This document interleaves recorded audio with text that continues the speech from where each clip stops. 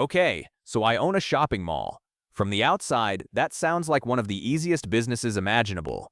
I build a massive property, fill it with clothing stores, restaurants, coffee shops, a movie theater, a sporting goods store, and then thousands of people walk through the doors and spend money. It looks like I should be getting rich every time someone buys a pair of shoes, orders lunch, watches a movie, or walks out carrying 3 shopping bags. But that is not actually how my business works. I can have 20,000 shoppers inside my mall on a busy Saturday and still have a serious financial problem, because most of the money those shoppers spend does not belong to me. If someone spends $120 inside a clothing store, that $120 becomes revenue for the retailer. If someone pays $35 for dinner, that money belongs to the restaurant operator. If someone buys a movie ticket, the cinema gets the sale. My business sits underneath all of them. I make money because those companies need somewhere to operate. They need floor space, parking, electricity, security, cleaning, advertising exposure, customer traffic, and a building that people actually want to visit. And I charge for access to that entire system. That was the first thing I had to understand about owning a shopping mall. I am not really in the shopping business. I am in the business of turning physical space and customer traffic into recurring cash flow. My tenants pay rent. Some leases can also give me a percentage of sales once a store passes a certain revenue level. Parking creates another income stream. Advertising screens, kiosks, food court spaces, temporary stores, and additional services can all produce revenue. So one large mall can collect money from dozens of places at the same time. When I look at a crowded mall, I do not just see shoppers. I see occupancy. I see rent per square meter. I see lease renewals. I see parking income. I see traffic numbers. And I see thousands of expenses running in the background whether those shoppers arrive or not. Because the same enormous building that gives me the ability to collect millions in revenue also gives me enormous bills that never stop arriving. The lights still need electricity. The heating and air conditioning still have to run. Security still has to patrol the property. The floors still need cleaning. The elevators and escalators still need maintenance. Insurance still has to be paid. Property taxes still exist. And my management team still expects salaries. A quiet Tuesday does not make those costs disappear. A customer walks into a mall and sees stores. I walk into the same building and see a giant machine with fixed costs attached to almost every part of it. If several major tenants leave, the problem can become much bigger than the missing rent. That is because tenants are not independent pieces on a board. They affect each other. A popular coffee shop can increase traffic near smaller stores. A movie theater can keep people inside the property later. A strong restaurant area can turn a 1-hour shopping trip into a 3-hour visit. A major sporting goods store can attract customers who might never have visited otherwise. So the real value of my property is not just the building. It is the network of businesses operating inside it. That means the question that determines whether I make money is not simply how many people walk through the doors. The real question is whether I can keep enough valuable tenants paying enough rent, while giving customers enough reasons to keep coming back, all while controlling the enormous cost of operating the property. One empty store can be annoying. 10 empty stores can become expensive. But losing the wrong store can change the economics of the building.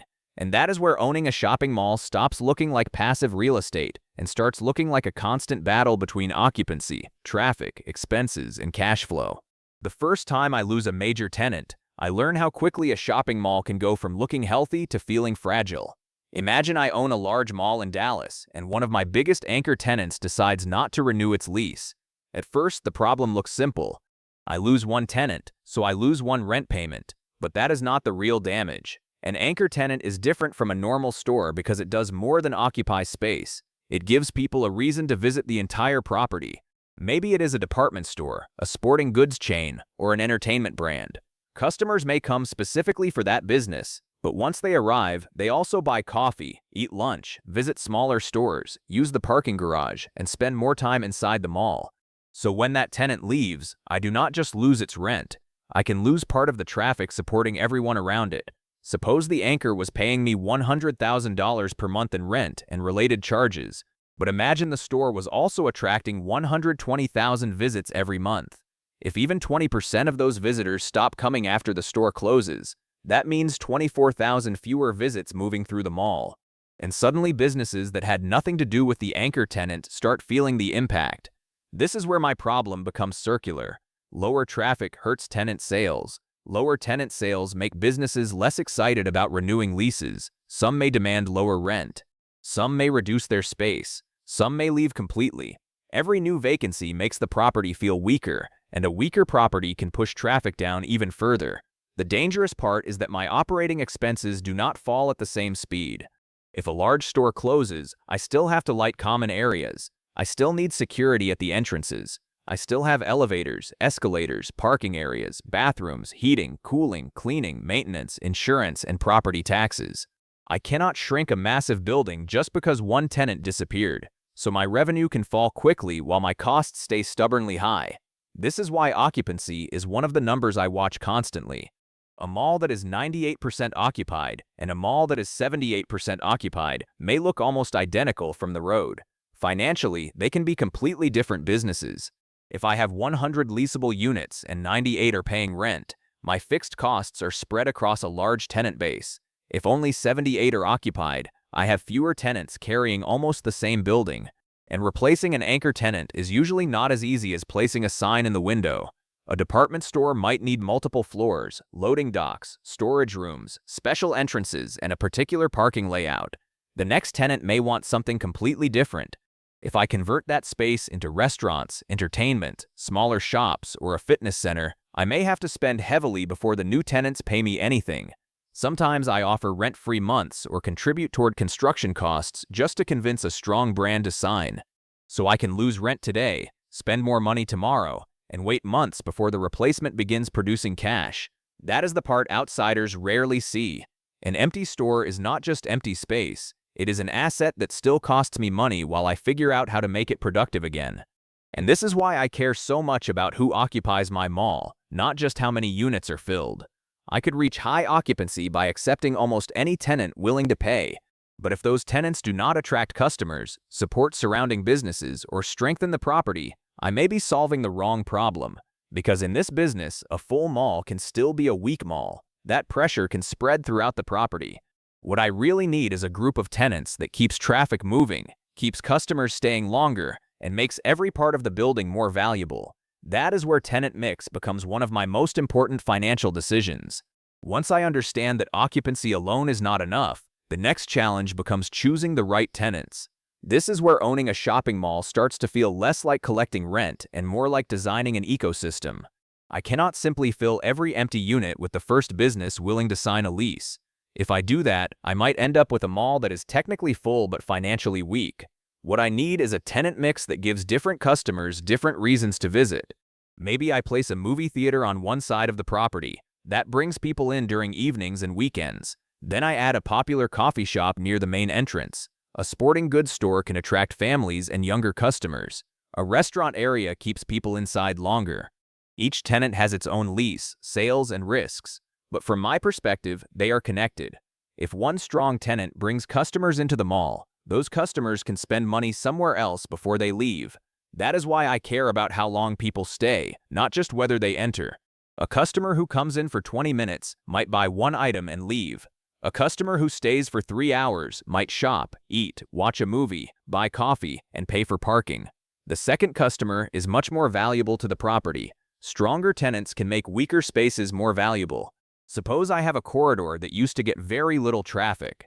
If I place a popular restaurant or entertainment business at the end of it, suddenly thousands of people have a reason to walk past every smaller unit along the way. Now those units become easier to lease. I may be able to charge higher rent. Existing tenants may sell more. One decision can improve several revenue streams at the same time. But the opposite is also true. A bad tenant mix can quietly destroy value. If I fill too much of the mall with similar clothing stores, they may compete for the same customer instead of supporting each other. If I have no entertainment, customers may leave as soon as they finish shopping. If my restaurants are weak, people may drive somewhere else to eat. I want retail, food, entertainment, services, and recognizable brands working together. And sometimes that means I accept a lower rent from one tenant because I believe that tenant will increase traffic for everyone else. Because the highest paying tenant is not always the most valuable tenant. Imagine one unknown retailer offers me $10,000 per month. A famous coffee brand offers only $7,000. If the famous brand attracts thousands of extra visitors and makes nearby units easier to lease, the lower rent can create more total value across the mall. That is the expectation reversal inside this business. I do not maximize profit by squeezing the highest rent out of every square meter.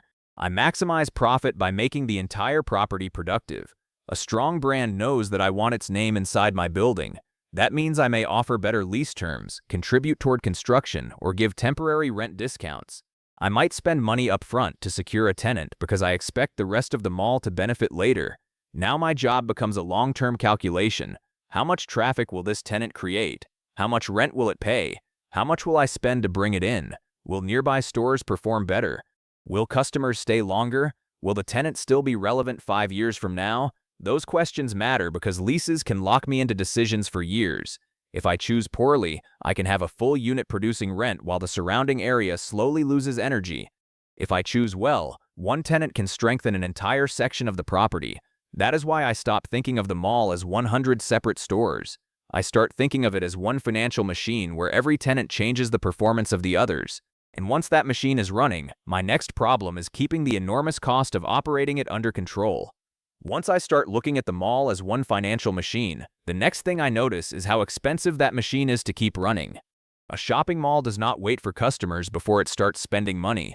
The moment I open the doors, costs begin stacking up. Electricity is one of the biggest. I am lighting common areas, storefront signs, parking structures, hallways, food courts, offices, and exterior spaces. Then comes heating and cooling. A mall can contain hundreds of thousands of square feet, and keeping that much space comfortable is not cheap. If Dallas turns extremely hot, my cooling bill can rise even if customer traffic does not. That is an important difference between revenue and expenses. Revenue can move with occupancy, sales, and traffic. Many expenses keep moving whether the mall is busy or quiet. Security is another cost. I need guards, cameras, monitoring systems, access control, and staff watching both the mall and the parking areas. Cleaning never stops either. Thousands of people create constant work. Floors, bathrooms, food courts, entrances, and public areas all have to stay presentable because the condition of the property affects whether customers return. Then there is maintenance. An escalator looks simple when it works.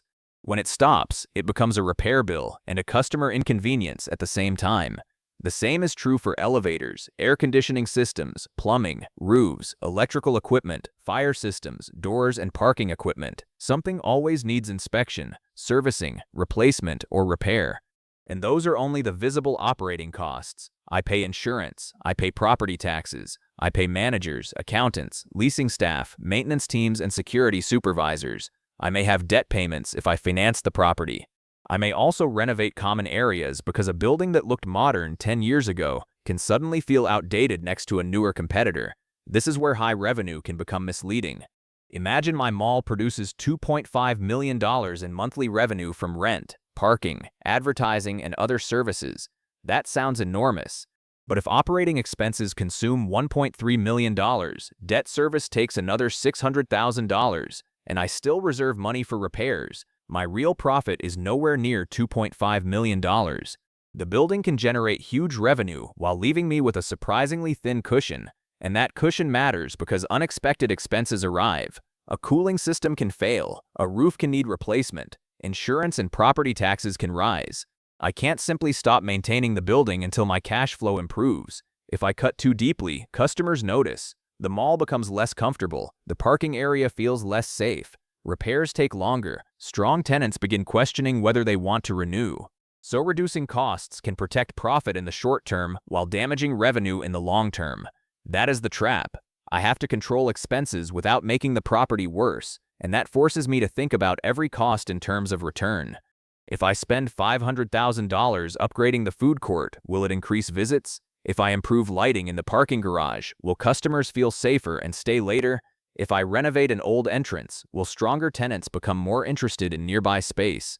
Some expenses are simply bills. Others are investments disguised as expenses.